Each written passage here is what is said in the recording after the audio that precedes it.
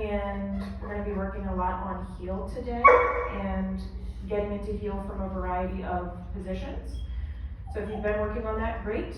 I'll have ways to make things a little more challenging for you and your foster puppy. If you have not really worked on it, then we're going to work on it today.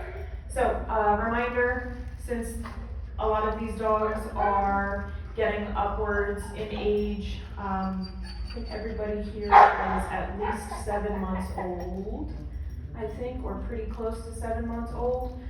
Between the ages of 7 and 14 months is when they go through a developmental phase where they are more likely to be more sensitive to new things or suddenly appear to be fearful of things that previously had been familiar to them. It's very normal for that to happen. So a couple examples of that would be suddenly being worried about a trash can at the end of a driveway that is there fairly regularly, but suddenly the dog growls or barks at it or doesn't want to go near it.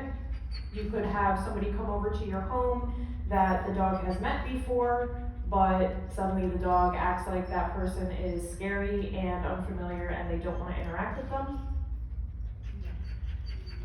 The phase is typically noted by the dog having unexpected reactions to things that they either haven't had that type of reaction to before, or it's just new to them entirely and they are worried about it.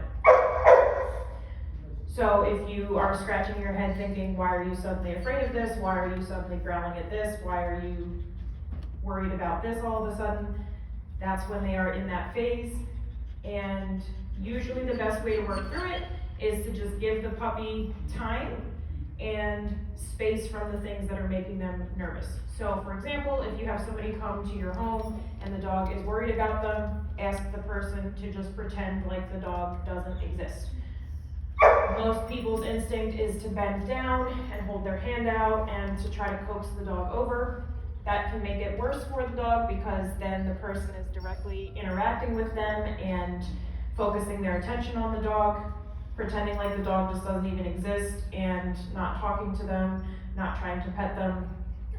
Will usually bring the dog around faster because they feel safer when they are being ignored.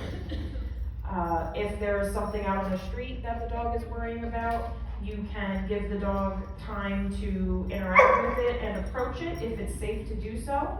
But if you have to get to work or you would have to cross a busy street to interact with whatever it is that's making the dog nervous, that's not the best time to work on that. So you can just kind of log it in your brain and say, okay, we need to find that a different time when I have time to address it or when it's safe for us to address it, and let the puppy investigate at their own pace.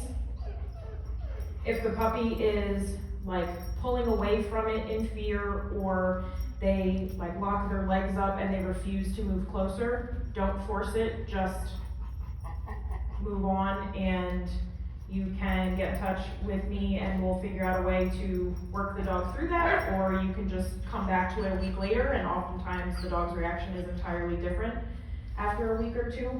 But the important thing with the dogs being in that sensitive stage is that you do less instead of more.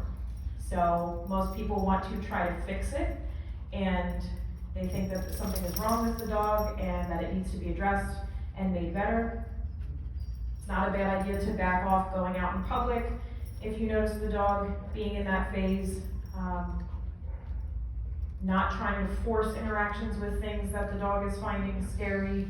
Usually when we try to force it, it makes things worse in the long run, versus if we back off and do less, then the dog is able to move through that developmental phase and they grow up, they mature a little bit, and the thing is no longer an issue. If you're not sure what to do, let me know and we'll talk through it and figure out if it's better for you to try to work through it a little bit with the dog, or if it's better for you to just completely back off. It's going to be different for each puppy, and there's not a definitive answer that I can give right now. It's very situational. But it's very normal, so the dog is not broken, and you did not ruin it. And it's usually not indicative of what the dog will be like for the rest of their life, so don't panic. Any questions on that?